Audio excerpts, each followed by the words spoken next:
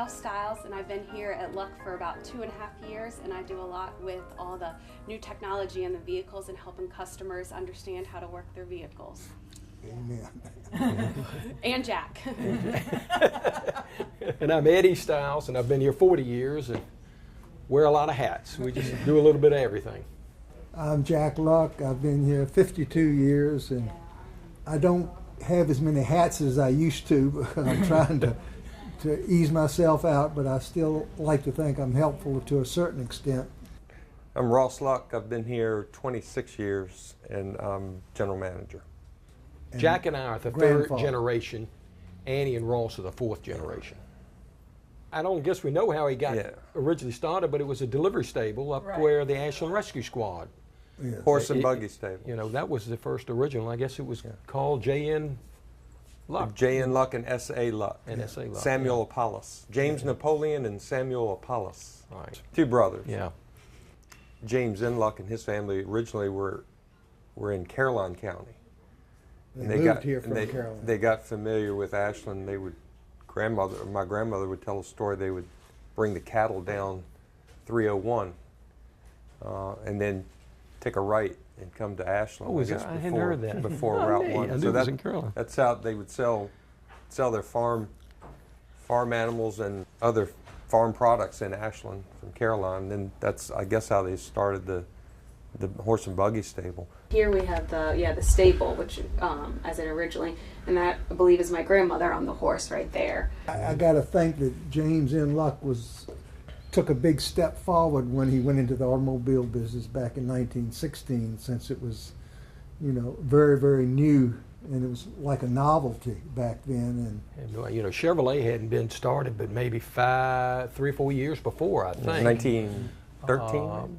Maybe it was a Hurl Progress that, it said on January 1st or January 2nd he was given the franchise to Chevrolet, or 1916. All right, so I'm in this picture, which is my great-grandfather who started Luck Chevrolet back in 1916, is holding an award, and here I have the award, and let's see it. It says Chevrolet with the bow tie, and then it has Zone Division Leader, November, I think it's 1926, J.N. Luck. And then they moved, I don't know the year, but they moved to England Street, I think across from the movie theater, in one of the buildings that may not be there anymore. I know my great-grandfather also owned Ashland Coal and Ice, was a part owner of that, and that, I think, is where the Sweet Frog is located currently. Yeah. Chevrolet dealership was somewhere in there or near that location. They outgrew that. In 1938, they moved over to College Avenue, Route 1. We used to sell gas then too. We had gas tanks over front of the business. You'll see in those pictures they have the old Esso station. But Route 1 was the main thoroughfare from Maine to Florida at that time. This was before the interstate. So it was a very busy highway back then. Talk a little bit about those 2 years during the war years where you sold appliances because the car business wasn't. Yeah. I can remember going down there and seeing refrigerators and stoves in the showroom, like cars are here, because they didn't have any cars to sell during the war. But because I was like 5 or 6 years old, but I can remember that. He died the year I was born. Yeah, I was like 13 years old when he died, and I can remember going fox hunting with him. Of course, he didn't ride a horse, but he would go in a car, and I'd ride with him, and he'd listen to the dogs run, and he loved to hear that. And one of my favorite stories, my grandmother used to love to help deliver cars on Christmas Eve. They would sneak out and put cars in driveways. Put a big ribbon on. Yeah, they used to have to install air conditioners, and heaters, equipment and at radios. The dealership. So it was a little more. We were part of the production process before the customer actually took delivery. All new cars came out in September. You had an official show date, but you couldn't allow them to be seen. You had to keep them under lock and key or under some kind of a tent of some kind. And we had a building in the back, and they'd be locked. And I remember Dad used to take me down there, and he would take me through it and let me see a couple of the new cars. I used to go to school bragging to everybody that I'd seen the new cars. And that was kind of a really exciting day, and something we used to look forward to having a nice show day in September, which they don't do anymore, Back then, the car was completely changed from year to year. If it was this style this year, next year it was completely different. Now it's just they'll keep the same style for 6, 7, 8 years and don't change anything except the year and the price. The picture that we have of the old building on College Avenue and Route 1 has the gas pumps there, and that was 1951. Okay. Then 1971 Come moved down here. We came down here and we actually made the move in '73. I don't know when construction started, Yeah. but we moved in here in '73.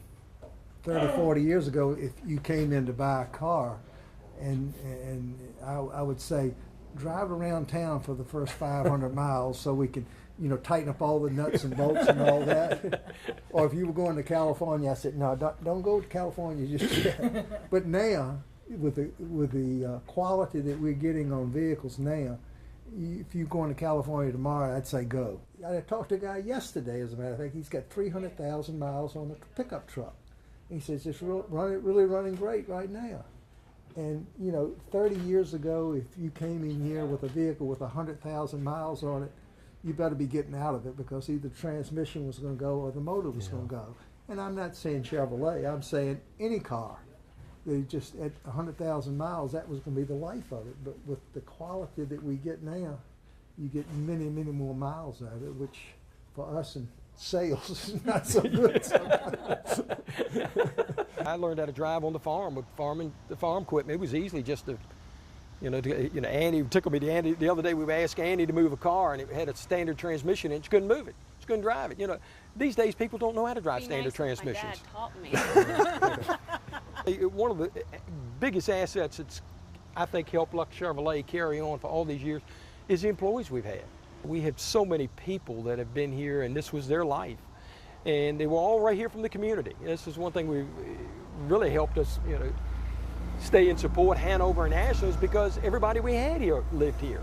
And it was easy to, put our names on the back of softball shirts and baseball teams, and, everything else is because it all meant something to us, and all went to church here. Everybody just, the community just meant so much to not just, us four and just the family, but the employees that were here too. I'm not saying we doing business like we did back in 1916, but people come up here that haven't dealt with us before, and as they buy their car and as they're leaving, invariably they say something like, you all do things a little different up here. And we say, yes, we do, and we're proud of it. We've got our customers' best interest in mind all the time. That's the only way we're in business for 100 years. That's the Better Business Bureau Torch Award that we received for marketplace integrity and ethical business practices. We'd like to think we earn the trust of all of our customers, and especially local customers. I hope we'll carry on. I hope we'll be here another 100 years. I hope to think that their family, that's one thing we've been so lucky. We haven't had to encourage family to come in here. We've all had children, and all of us have children, but Annie's not married, but we all have children. I guess that's coming at some point. But I've still got 2 other sons, and Ross has got 3 children, and we hope at some point everybody will show an interest to keep carrying the business on.